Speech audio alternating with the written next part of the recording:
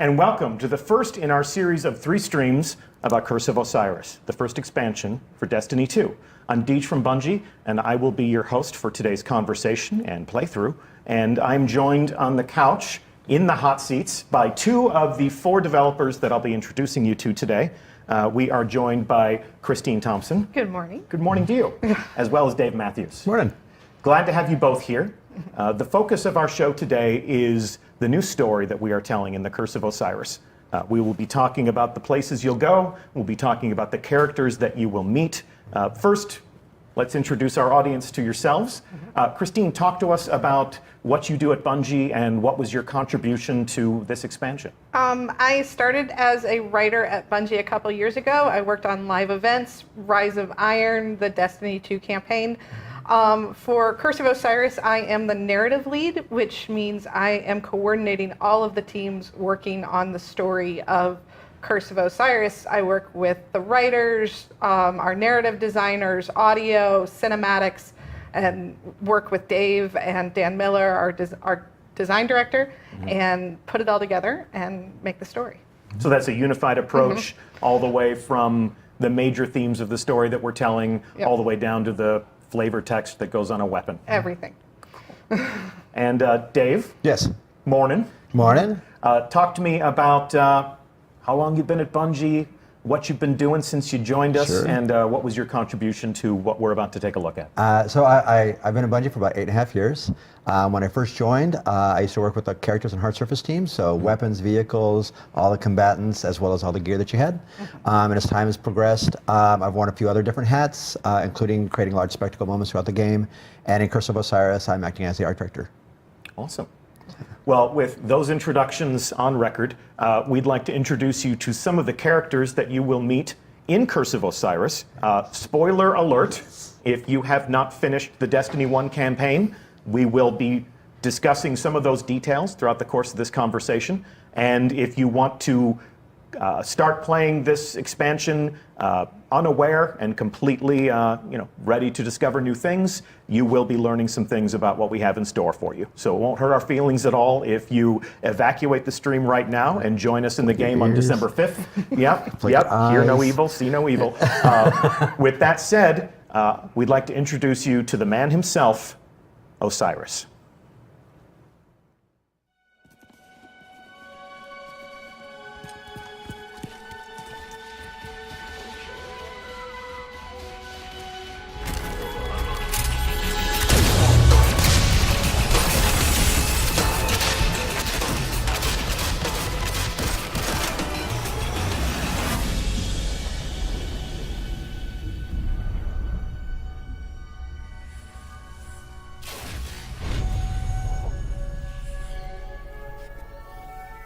Ominous rocks, killer robots, people in mortal danger.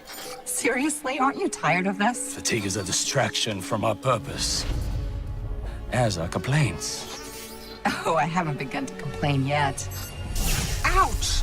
Ugh! Now I'm complaining. Focus, Sagira.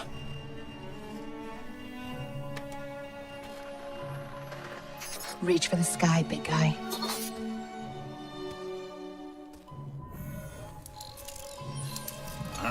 La facel! Need help? Again? I've got it, thank you.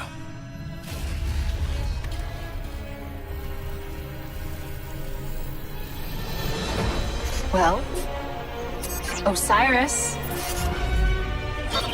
What did you see? Slow down. Wait. I thought Oh, Go! To your left! 2 o'clock! Medium range! You're welcome!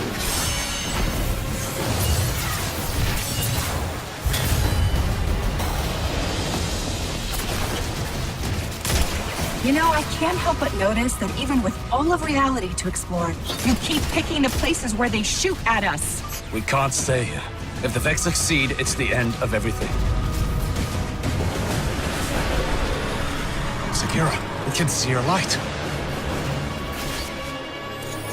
You have to go. Nope, not leaving you. Without me, there's no coming back. If I don't stop the Vex, there won't be anything to come back to.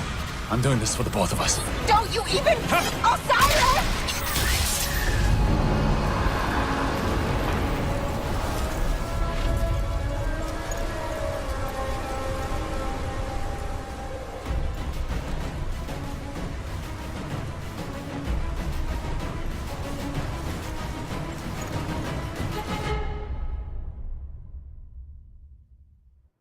So there's a preview of some of the cinematic content that we'll see in Curse of Osiris. Just a couple of comments from our chat right now. Osiris has a fidget cube. Osiris has a named ghost. Osiris has a named ghost. So he's a special guy. First question, point of order, why is Osiris in the Vault of Glass? Not technically the Vault of Glass. Okay. Osiris is in a place called the Infinite Forest, which we'll talk about more during this stream. It is a reality engine the Vex use to simulate all of the aspects of reality that they can touch, because they are looking for something specific. They are looking to brute force reality and find the thing they want. And Osiris is there looking for it too. Pretty lucky. Yeah. Yeah, imagine if we could do that. If we could take a look at all of our eventual realities. And pick out the one you want. And pick out the one you want. Like, no, don't major in that. So he's traveling through the Infinite Forest. We will take a look at the Infinite Forest on this stream, but probably experience it from a gameplay perspective on the next stream when we talk about new activities. Talk to me about the story that we're telling, though. What are the main themes of this narrative? I mean, when we first started talking about what we wanted the expansion to be, we wanted a mystery, we wanted adventure, we wanted something that would take you from planet to planet. We also wanted to start digging into some of the questions in the lore that have been there that players want to know about, like who is Osiris? This is a name you know from Destiny 1 and the Trials of Osiris and Grimoire cards, but you don't really know about who he is or why he does what he does or where he's been. And also the Vex, we've had a lot of hints about the Vex having some sort of greater plan, but what is it? What do they want? And what's the timeline for Curse of Osiris? When does all of this take place? This is, okay, spoilers for D2. We won the Red War. This is a few months after that. Okay. Yeah. It is, in fact, a few months after we won the Red War. So we're keeping up with the world of Destiny in real time. So at the end of the Destiny 2 campaign, there is a reawakening of the Traveler. A pulse of light spreads out across the solar system, and that has repercussions. I mean, as players saw at the end of the game, that wave of light goes all the way across the solar system and beyond. And one of the things it touched was Mercury. Now, the Traveler waking up and that wave of light was actually an essential component for what the Vex want to do. They were waiting for it. So now that wave of light has come across Mercury, this gateway has activated, Vex are coming out of it, this plan is being set in motion, and at this point is when Ikora knows she needs somebody to look into the situation, and Ikora turns to her friend, the one who brought her back from Io, and says, I need your help. I need you to look into this. Okay. Pretty deep meta question from chat, from Rhino. How do we know the Red War wasn't a simulation? How do we know that this stream, that this life that we're living right now isn't a simulation? There is no spoon. We don't. There is no spoon. But if it is a simulation that feels this real, does it matter whether or not it's real? Doesn't matter to me. I'm going to finish this stream, and then I'm going to go have lunch, and I don't care if any of it's fake. Yep. The Matrix is telling me this steak is juicy. So moving right along, I want to talk about the characters that we will meet on this journey. Let's begin with Osiris. We've got a slideshow put together, and these faces are far more interesting to look at than ours. So let's share some screen time with Osiris. Talk to me about this character and what we did to sort of reach past all of the conjecture and theorizing on the part of the players who may have followed in his tracks to the lighthouse. Sure. And bringing him to life, as it were. So early on, when we talked about Osiris, take a step back. Osiris, we've talked about Osiris for years within the studio, and this was our first chance to really put him front and center and show just how much of a badass he is. And I mean, we just saw like what he's capable of doing with like Dawnblade, and like that's ridiculous. But more so we wanted to get into the notion of how he is as an exiled Vanguard leader, as he is the greatest warlock that's ever lived. All these things, plus what he's been doing, his obsession with the Vex, why he's on Mercury, these are all things that we brought into how we came up with the aesthetic for him. Real early on, we made the commitment. We wanted to make sure he was Middle Eastern, and he's actually even voiced by Oded Fehr, which is freaking great. And if you look at the character and you go back and you take a look at the trailer that we were just showing, and you start to step through it, you're going to notice a lot of clues about like chronology and how Osiris continues to work with the gear that he currently has, and when he was exiled, what he took with him. There's a good look at his. There's a good look at his gear right now. Absolutely. If you take a look at it and you start to kind of sweep through it, you're going to notice right off the bat those bracers. Those bracers look a lot like bracers of old, but clearly something's changed. And this is obviously to like exemplify the notion of him exploring the Vex and learning what he can do to modify and take Vex technology and make it his own. And when you are exiled from the tower, you can't go back and decode your engrams. No. But before his exile, he was a powerful figure in the tower. I mean, he was essentially their commander, Yes. right? Absolutely. He was Zavala before Zavala. Yep. So some of the other themes that we definitely are leaning into, absolutely we want to lean into like Egyptian mythology. Yes. So you're starting to see like even around like the neck bangle or even the headgear, we're starting to like tease out some of those aspects that are definitely Egyptian. All these things that pay homage back into like that mythology of just how great of a character Osiris is. Shout out to one of your peers. This is a piece of concept art created by whom? Ryan Gitter. Ryan Gitter. Awesome work, man. Mad Thank you, artist. Ryan. And then this view of Osiris's gear is, this was what, the cinematic model? Right. This is the model that we just saw in the prologue that we were just looking at. Yeah. This is our high-res cinematic model. So this is where we get to see all of the small, fine details that are there. We also have the in-game models you're going to be able to see at some other point, and I'll leave that as a secret. Okay. Yes, as indicated, we've got 3 streams, including this one, before it's time to play. So there'll be a lot of opportunities to dive deeper into all the different aspects of Destiny that brings players to the game. I was going to say, perfect timing. Perfect segue. So one of the other things that's also great about being able to take Osiris and pull him out of the tower and then have him be exiled and move forward is his ghost and what his ghost looks like. So this is Sagira. Yes.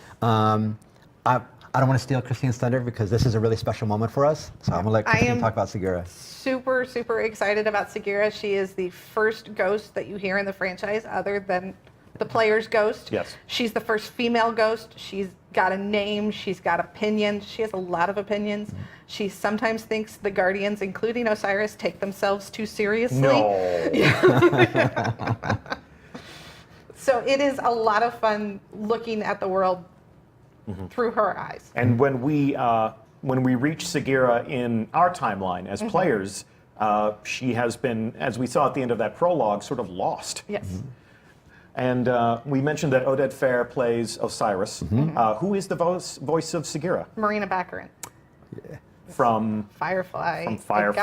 Gotham and Homeland and Deadpool. Deadpool and everything. Awesome, awesome talent to bring into the story. And this image comes from what? This is one of the shots that we are previs for some of the prologue, and as you start to look at her, like we really wanted to pull out some of those sassy aspects of the character and bring that into the visuals. Yep. So you'll see her not only as the shell itself, but then also in her performance and how she interacts with Osiris. Can 1245 says another Firefly star. Bungie's got a Firefly fetish. We're trying to collect them. We're basically It's like collecting trading cards. every cast. We're getting close. So Osiris was once a teacher, a mentor, a commander in the tower, and Osiris's favorite pupil, teacher's pet. Ikora Rey. Yes, my own favorite Vanguard, Ikora Rey, makes a return to this story. From an art direction standpoint, you haven't iterated on perfection. Nope. Her armor and her character is as we remember it. Right. The only thing that we've done is, as we start to see a little bit more as the story unfolds, we want to make sure that her performance shows a little bit more of the softer side of her. And I'm sure Christine is happy to talk about that. I'm happy. You know, Ikora, her last Fender performance at the end of the D2 campaign, she says, if losing my light was a test, I think I failed. So now that the Traveler is awake and she has her light back, as do all the Guardians, I want to put that one to rest. She is starting to explore what she needs to be and what she needs to be to become better. And part of that is exploring who she is besides just a weapon, besides just a guardian, besides just a leader. And that's exploring who she is as a human. And that means having a friend. She hasn't had a lot of friends. She hasn't had a lot of people she can trust. But the player is one of those people. Nice. Yeah. And if Ikora had a favorite pupil, he's also got, well, maybe not a favorite follower. I don't even know if Osiris knows he has followers. He knows, but, you know, he doesn't like the celebrity aspect. Okay. We've seen Brother Vance before. Even if we never participated in the trials of Osiris, this was a person who held vigil in the reef and trained people to perhaps, you know, help fight to find Osiris someday. Brother Vance plays a prominent role in this expansion. He does. He is in. He's in our social area, which we will get into in a little bit. But also, Vance is a little different from the one we saw in Destiny 1. If Vance in Destiny 1 was somebody who was hoping to someday maybe find the right guardian who could go and bring back this person that he's studied and learned about and wrote about and, you know, but never really met. Vance in Curse of Osiris is like a guy who knows that he is the gate is open, the signs are coming into place. He is going to see Osiris on Thursday afternoon and it's Tuesday, and he is so excited. He doesn't know what to do. This is the second time throughout the course of Destiny that somebody who has trained you in the Crucible gets to step to the forefront and say, what you have been preparing for has come to a point, and it's time to get down to real business. Interesting. And of course, we have some new destinations. We're going to go to new places where we will encounter these characters. Let's jump into that. Of course, we are going to go to Mercury. To Mercury, of course. So this image is what we call a postcard. Yes, this is sort of the touch point. This is basically the artistic keystone that influences all of our design when we build a new world. Absolutely correct. When we're thinking about a new destination like Mercury, we come up with a variety of pillars of a phrase or a word that tries to encapsulate what we're trying to achieve there. And one of the big ones that we have for Mercury is mystery. We teased it and we showed a little bit of it. You had a glimpse of it when you were in the lighthouse back in D1. And everybody always wanted to understand what it was like to be out there. So as you start to look at this concept and the other locations on the present version of Mercury, we use that as a way to look for to create mystery, to create wonder, to create a sense of discovery of what's around every corner. We use that as our guiding touchstone for how we look at our environments, how we create the landscape, how we create the props that exist inside of it, lighting, environment effects, all those things come back to that guiding picture. Christine, in terms of the chronology and the lore, Mercury was a lush garden world. Yes. And then the Vex show up and ruin everything. So they've turned this into their own machine world, essentially, yeah? And they've hollowed out the core of the planet, and that is something we're going to talk about why they did that. Okay, and that's one of the mysteries that we'll solve. And then this is obviously an in-game view of that environmental landscape. Sure. Just a piece of Mercury right here. And what you're seeing is that's the gate that actually takes you to the infinite forest. And that's something that Christine was talking about just a couple seconds ago. Their reality engine. Their reality engine. So this is an opportunity for us not only to be able to, as a player, to be able to see Mercury on the surface and where we're at right now and today, but then also by venturing through the gate, you can start to explore the mechanisms that is the machine, and then also past, present, and future of Mercury. So this is a concept of the infinite forest. This piece of concept art was created by who? This one is also Ryan Gitter. Ryan Gitter, hard at work making awesome stuff for us. Thank you, Ryan. So this is their reality engine. These are their machines. This is essentially how they jump through time and space and look at every possible eventual outcome of everything that they do. Right.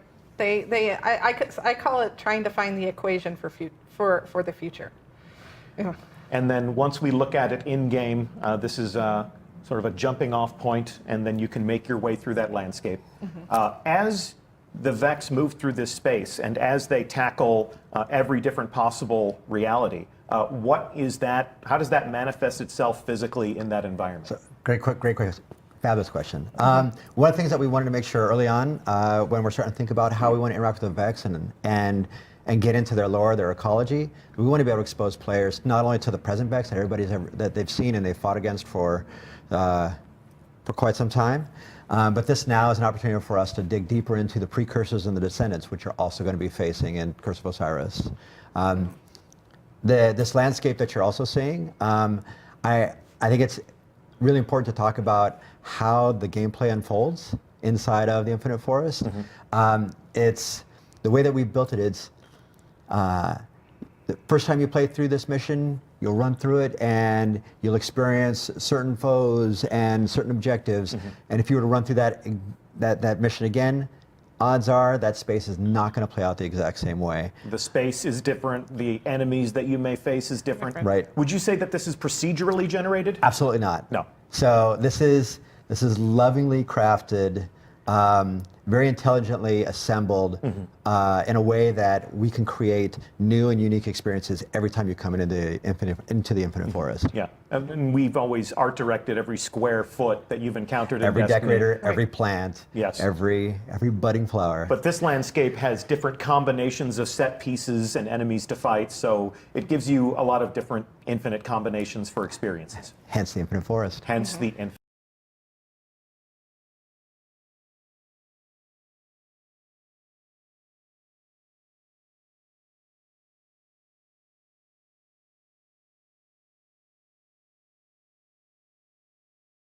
Infinite Forest. And as we move through this space, we can also experience the Vex manipulation of time. It's my understanding that we can show future Mercury. We can totally show future Mercury. Okay, so this is the Mercury of the future. What are we looking at here? So this is dark. This is deep into the future. We call this. We refer to this picture as the dark future. Okay. This is where the sun has gone dead. What you see in the foreground there is the lighthouse. After like a tremendous amount of entropy, there is no life on the planet.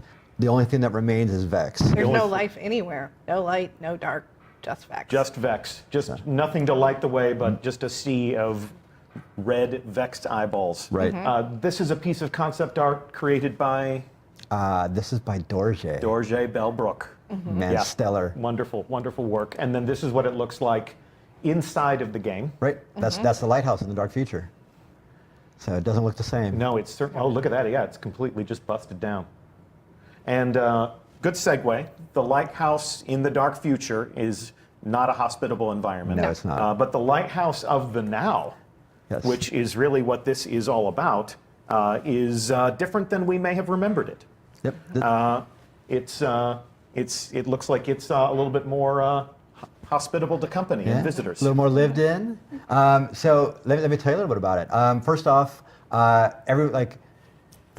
did you manage to make it in Trials of Osiris? Did you make it to the lighthouse? Shout out to Pope Bear and Anbu. They took me to the lighthouse once. Once. I was not hired for my thumb skills. How about yourself? Yeah, I've managed to make it there. Yeah. My fire team's been my two boys, Okay. Alex and Griffin. Yeah. They managed to help me get there. Yeah. They're better players than I am. No, it's good of you to give your sons backpacks. Yeah. Boat And anchor, hang on to Christine? them. I've seen YouTube videos of people who made it to the lighthouse. And I'm sure there are many people watching this stream right now for whom that has been their only exposure to the lighthouse as well, Yeah. is YouTube videos. And PvP, I am a target. Well, we're all targets in PvP. It's just a question of how hard a target are you. But for everyone watching and everyone who will play Curse of Osiris on December 5th, you're all invited to the lighthouse.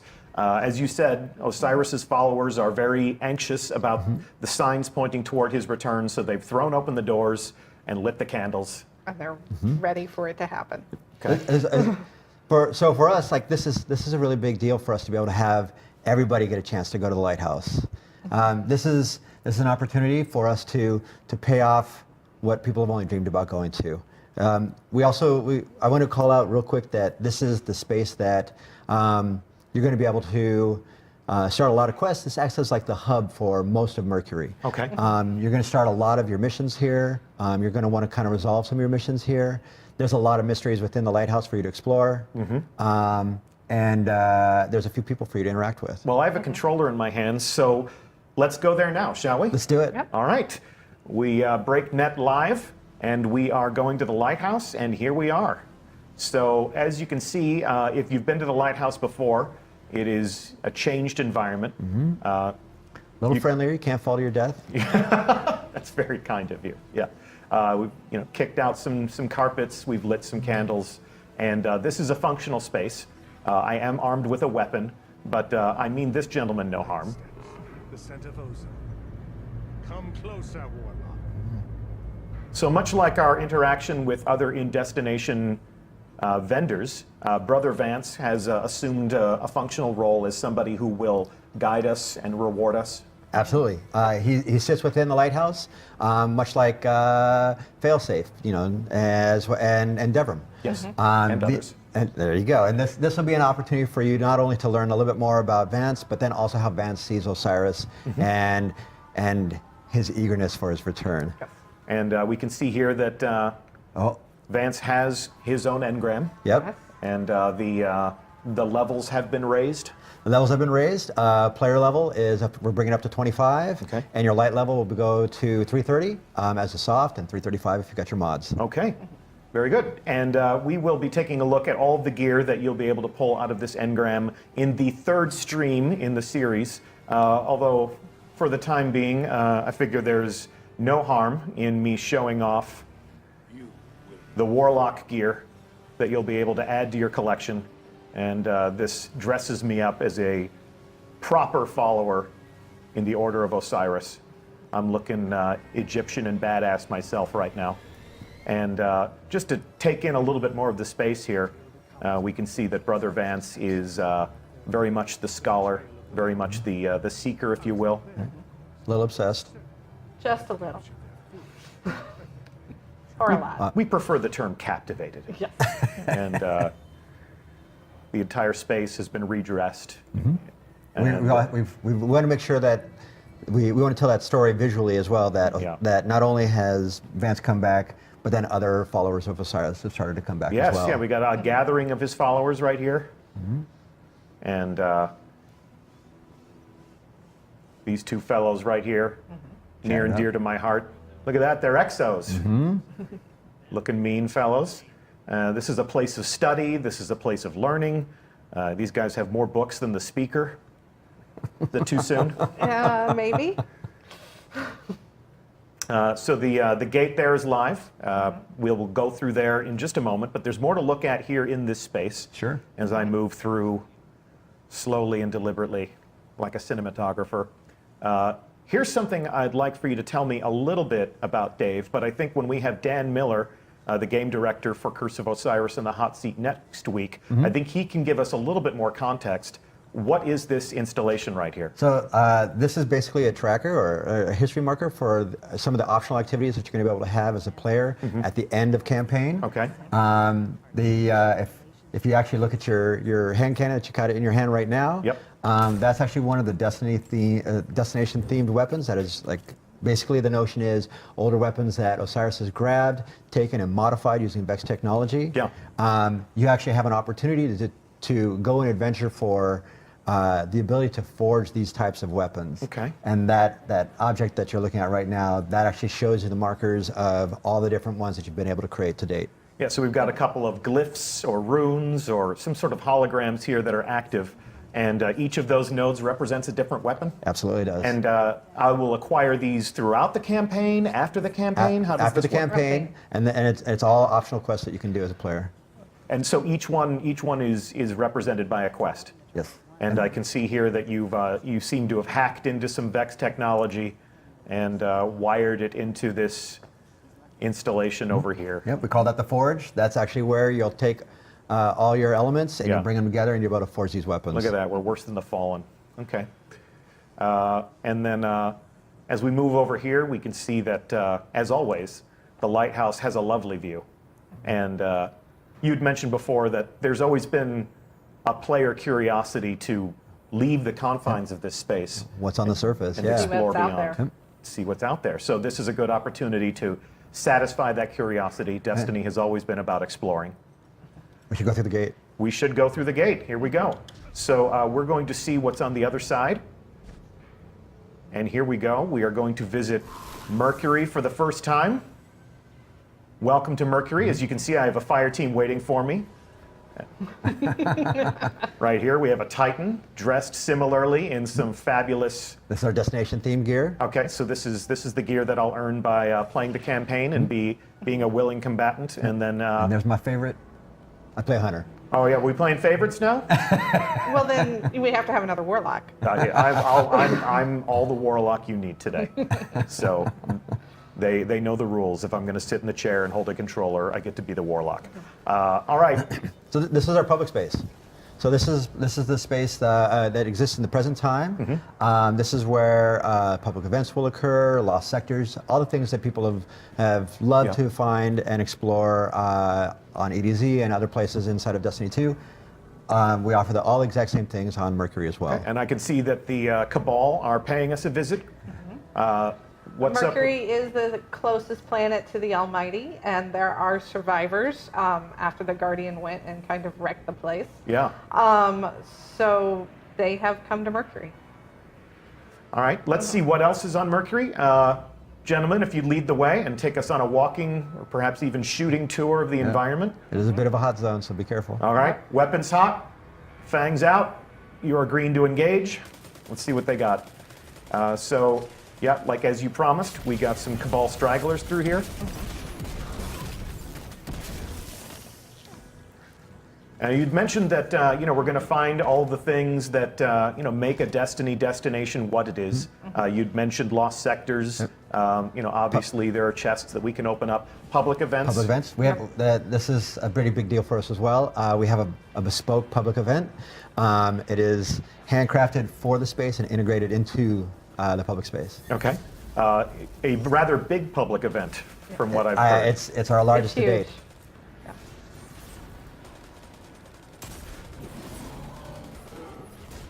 Probably want to watch out. Yeah, watch out for that Vex milk. Radiolarian. Fluid, please. Yes, come on, come on. You're sitting next to your narrative. You got to be on point here, man. As they have engaged the enemy, whether we like it or not, we've stepped into a war with the Cabal.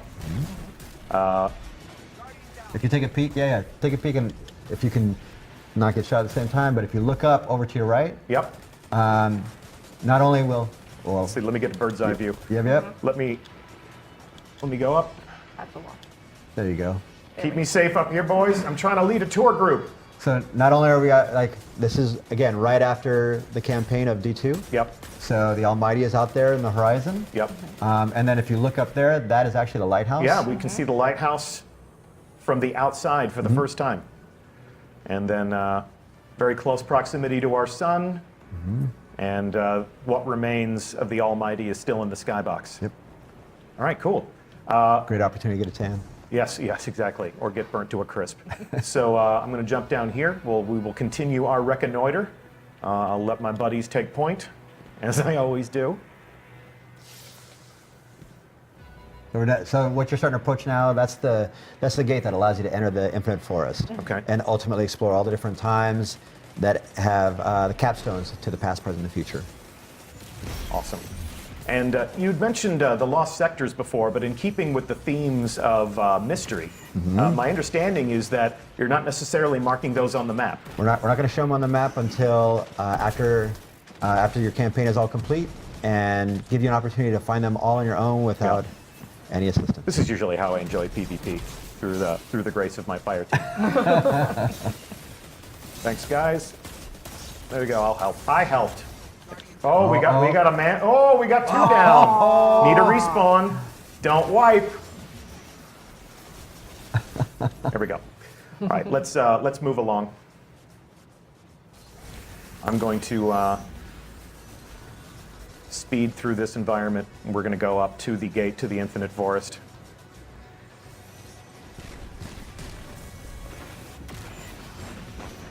Yeah, and again, early on, we want to make sure that anybody that played PvP maps down on Mercury, that all this stuff felt familiar. And if you harken back even to like Black Garden days, some of the statues and things like that, we want to pull that idea and those concepts forward, and make this place feel familiar, yet unique and full of mystery. All right. We'll take one last look at Mercury. Fine And house. then we are going to go through this gate, which will bring us into the Infinite Forest. Mm-hmm. I am now deep within the planet of Mercury. Yes. The entire the Infinite Forest is pretty much fills the core of the planet. The Vex came in, they took it over, they hollowed it out, and they built this, and they keep building. From an aesthetic perspective, it was a goal of ours to make sure that we could create something that felt like it's sit outside of time and space. So we come back and look at that postcard, and now that you're here, boots on the ground, actually looking at the space, we wanted to make sure it felt surreal, it felt dreamlike. Well, as my fire team forges ahead, I'm going to park right here, just so that we can take a look at the destination. Sure. We can see some of these different installations here. We call those trees. Okay. The Infinite Forest has to have A trees. forest Yes. needs trees. And what would the Vex consider a tree? And you can see that there's sort of a different aesthetic for some of the different trees. This one's pristine. This one is not. That one is not. These are all different trees that allow you as a player to go to different times. So as you, like the one on the right that you were just looking at, that will take you to the future, to the dark future. The one that's just slightly off to the left, that's going to take you to another version of the past, to the present. And then the one that's pristine that you're looking at right now is deep in the past when Mercury was a lush garden planet. And that is one of the things that we are leaving for player exploration. We're not going to show you Mercury of the past today. Not yet. By your command. Please, and, thank you. You can see we are, in fact, inside the planet. There is no sky here, only the natural ceiling of the planet's crust, I guess you would say. Mantle, maybe? Mantle, the crust? I really needed to pay more attention in geology, but I knew that wasn't the best possible future for myself. So much like the Vex, I made a command decision there. Fantastic. Well, I am going to take us back to orbit. I'm going to abandon my fire team, and They'll be okay. they'll be fine. Yeah, I wasn't much help to them anyway. So I'm going to return us to orbit, and we are going to move on to the next portion of this stream. So I'm going to thank you so much, both of you, Thanks for having us. Thank you. joining It's us on the great. couch and talking to us a little bit about the story. Hopefully we didn't reveal too much. Hopefully we have created that sense of curiosity so that you can jump in and you can discover these things for yourselves. This was a good teaser, I hope, and Little taste of things to come. Yep. that was the goal. So I appreciate you both joining me on stream today. We are going to refresh the couch. We're going to bring 2 more developers onto the hot seat. But Round before 2. you go, one more time, Dave Matthews, art director. Thank you. Christine Thompson, our narrative lead. Thank you. Thank you so much for talking to us. You are free to go, as they say. And I'm going to do an inspection of the director right now while you get back to work, and we welcome 2 other developers onto the hot seat. Awesome. Thanks so much. Thank you. So let's take a look at the director. Let's open this right now. Just want to give you a brief tour of some of the different things that you can expect to find as part of Curse of Osiris. The first thing that we will take a look at is the strike menu. As you can see here, the Heroic Strikes playlist, is coming back. Great source of cooperative fun with yourself and 2 friends, as well as a good source of rewards. You can also see that we do have a Mercury destination that we're adding as a node to the director. And thanks to the almighty, Mercury does not have all of its structural integrity. It's been devouring the planet as fuel. Thankfully, it takes a long time to devour a planet, so there's enough left for us to explore. I also want to take this stream as an opportunity to answer what has been a question since the original reveal of Curse of Osiris at Paris Games Week. We have made the promise of new raid content, and there have been a number of questions as to what exactly that means. And to answer that question, we have brought onto the couch two other members of our team. Stuart Monsky, this is your first ever Bungie stream. Hey, it's great to be here. Yeah, great to have you, man. We'll adjust our levels and make sure that our audience can hear you. But I'm glad that you could join us on the couch and meet the community that has been playing the raids that you've worked on. Yeah, it's really exciting. We've got a bunch of cool stuff to show them today. Cool. And Brendan Thorne, you're no stranger to this environment. We actually had you giving some developer commentary on a raid-along on streams past, but it's great to have you back. Thanks, good to be back. It's always fun. So before we take a look at the director and before we answer some of the burning questions about new raid content, talk to me about what you do at Bungie and what has been your contribution to what we are calling a raid lair. So I'm a senior designer on the raid team, and I do encounter design, and I'm also the lead on the very first raid layer we're doing for Curse of Osiris. Okay, and that's what we'll be talking about today. And then Brendan, for those that may be meeting you for the first time, albeit virtually, what is it that you do at Bungie? I read Reddit a lot. No, I work on raid encounters and develop bosses. Okay, fantastic. So let's take a look at the director again. I'm going to open the Leviathan menu here. And as we look at how this menu has changed, what we can see is that the original raid is still a component of the experience, of course, but we've added a new node. And this is what we're calling a raid lair. The Leviathan Eater of Worlds is the name of the activity. If you could, summarize for me, what is a raid lair? A raid lair is a brand new 6-player raid activity. In this raid lair, we're going back to the Leviathan. It's an entirely new set of encounters, new puzzles, new loot, completely new places to explore. You got to remember this ship eats planets. That's how big this thing is. Big place. Lots of different places to explore. And then we have a brand new final boss for you to fight. Okay. And then we also have the original raid. You can see here that the recommended power for the Leviathan is now 300. We're bringing everything up. We want to make sure that we have a variety of raid content to play. We don't want to deprecate anything.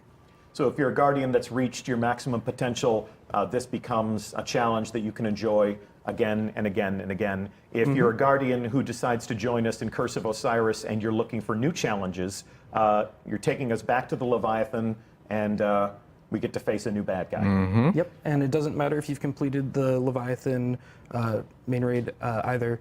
You can play this anytime you want. Separate activity, separate requires activity. 6 players. What is the scope of a raid lair if you were to try to size it up? So it's not as lengthy as the original Leviathan, but there's still a boss and then all the challenges leading up to them. So it's going to be a pretty sizable addition. Yeah, and it's no less challenging or less fun than any other raid we've made. This raid is a ton of fun. We've been playing a lot internally. It's extremely challenging. You're going to die a lot. Okay. You're gonna die a Is lot. that's the challenge? It's very You're hard. going to die a lot, Guardians. So hopefully that challenge is accepted. Let's see. What else can we say about this? We guide the Leviathan. We will also guide the raid lair. With your permission, I'm going to launch this activity. Let's do it. Sneak peek. All right. We'll take a look at that. Before we go down, if we survive after dying a lot, what are we going to earn? New armor, new weapons, new cosmetics, all at a higher light level. Okay. Yep, and we should also note that you mentioned we're bringing up the original Leviathan raid, so those rewards are going to get brought up as well too. So you're going to have a variety of raid content to pick from each week. Some nights you might feel like a longer raid, other nights you might only have time for a raid layer. Gotcha. Okay. And then let's see. Will there be a prestige mode for the raid lair? We're going to have a prestige mode. It's brutal. The sandbox difficulty is way up. Yeah. Yeah, very- you're going to very die a hard. lot. You're going to die a lot. Okay. So Talk to me about what motivated the team. Actually, let's come back and I want to take a look at this one more time because there actually is something that I failed to call out here. Let's take a look at the menu one more time. What motivated us to handle raid encounters like this? Well, we wanted to make more raids, number one. We enjoy raiding the whole team raids together. We wanted more stuff to do. Yep. And we thought we could make a whole bunch of new encounters, new mechanics, new puzzles for people. We wanted to make new bosses. Okay. Yeah, it comes down to variety. We wanted a variety of encounters, like more puzzly raids, more sandbox-focused raids, and we also wanted to have variety in the amount of time commitment because, like you were mentioning earlier, sometimes it's hard to get a full group of 6 people together for 3 hours or so, or however long. So, in the first year of Destiny, ever since the first year of Destiny, we've seen one major raid a year. Yep. But in the first year of Destiny, we obviously had the Vault of Glass, and then in the first expansion, The Dark Below, we had Crota's End, and then in the House of Wolves, we had Prison Builders, but no raid. Raid, which was an interesting moment. With this, I can see that we have a node here that's blank. What are you going to fill that with? That's, excuse me, that's going to be the second raid layer, and it's going to be an expansion too. Okay, so we will have an additional raid layer added to the game with expansion 2. We're forecasting that for spring, if you're keeping track. This enables us to create content that raiders can enjoy more frequently, like you said, giving them more variety of activity and making sure that we are satisfying that urge, satisfying that that hunger for challenge and dying a lot more frequently. Okay, so as promised, we're going to launch this activity. So we now take you back to the Leviathan. If you're a hardcore raider that wants to go in blind, again, spoiler alert, I'm not going to show you how to play this raid, but I'll give you some sense of the first steps that you might take in this activity. And you guys, have you been play testing this activity with Team Velveeta? Oh yeah, Yes. Team Velveeta they are the best of the best we have at Bungie, and we use them sort of as our metric. They're a lot better than the raid team. Yep. So we try to balance around. Better than some of us. Yeah, I suck. So here we are. If you're a hardcore raider in Destiny, this environment is not strange to you. We are aboard the Leviathan in orbit around Nessus, and this planet-devouring machine, this space-faring killer of worlds, is a big place. Yeah. Takes a big place, takes a big ship to eat a planet. Yeah, and so far we've only been to the palace on the top of the ship, and this thing eats planets. There's a lot of different places that we can go, and so we thought, hey, let's go back to Leviathan. We've got more stories to tell. We have totally new places to go. Yeah. So we're gonna go somewhere else this time. Yeah, you still haven't been down below. You've seen a little bit under the city, but Yes. that ship is massive. Into the belly of the beast, as it were. Yes, the original name for it before we named an achievement that. Okay, so now we are going to investigate the Eater of Worlds. In the original raid in Destiny 2, we did this ascent, and where are we going this time? You're going down. Yeah, down into the belly, like you said. So We don't in- want to show too much. We can maybe take them in the door, but All right. not too much further than that. But in the immortal words of Kevin Flynn, that is a big door. And I'm going to park it right here. So this is, if you are a raider and if you are ready for new challenges, this is what awaits you. You'll open this door, you'll descend into a brand new raid lair, and we'll see what awaits them. Will you guys be piling into our theater to watch as people undertake this for the first time? Always. Yeah, it's a party every time we do it. Yeah, it's great. We love it. When will this go live? Will this be live to the first fire team that can finish the campaign and dive in, or are we going to illuminate a starting line? It's going to be a starting line. As always, we want to treat the competition with respect. So we'll shoot the starting pistol, we'll spectate, we'll cheer for the winners. Yep. All right. It'll be shortly after DLC launch. I think we'll talk about the exact date later. Okay. When we're ready to tell you about the exact date, we'll set those expectations. We'll give everyone an opportunity to fire team up, get prepared, and rush out there in an attempt to grab the trophy and win some glory for themselves. Anything else you want to tell our community about the raid layers?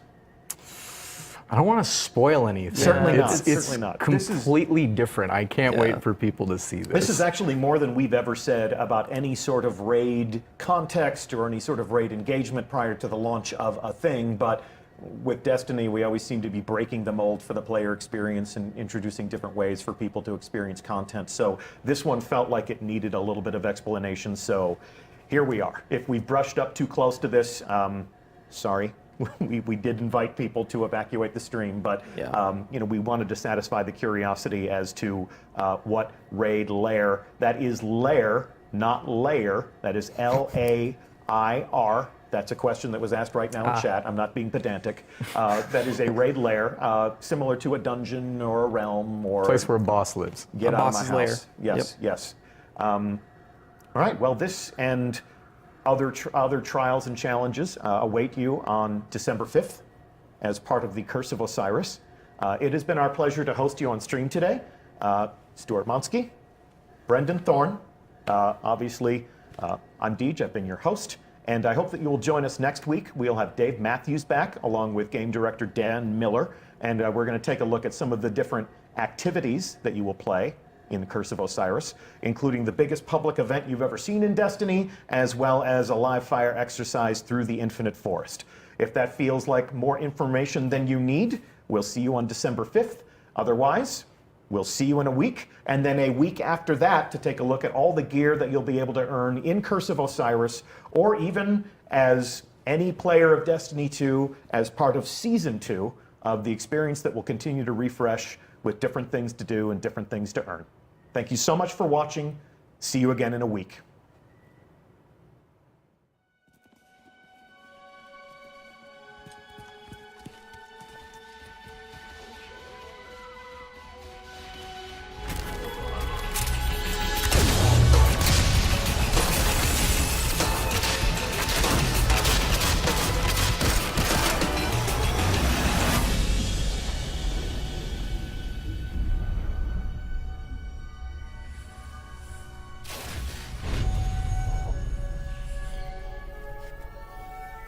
Ominous rocks, killer robots, people in mortal danger. Seriously, aren't you tired of this? Fatigue is a distraction from our purpose. As are complaints. Oh, I haven't begun to complain yet. Ouch! Ugh! Now I'm complaining. Focus, Sagira.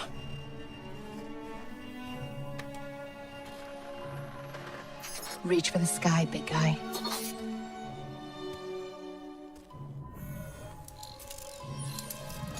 La facelle! Need help?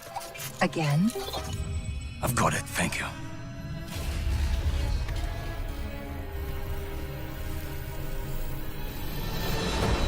Well, Osiris.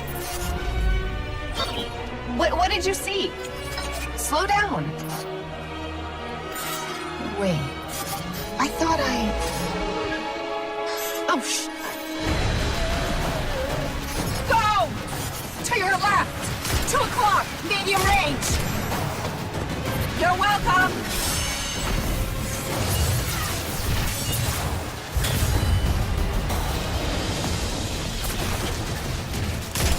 You know, I can't help but notice that even with all of reality to explore, you keep picking the places where they shoot at us.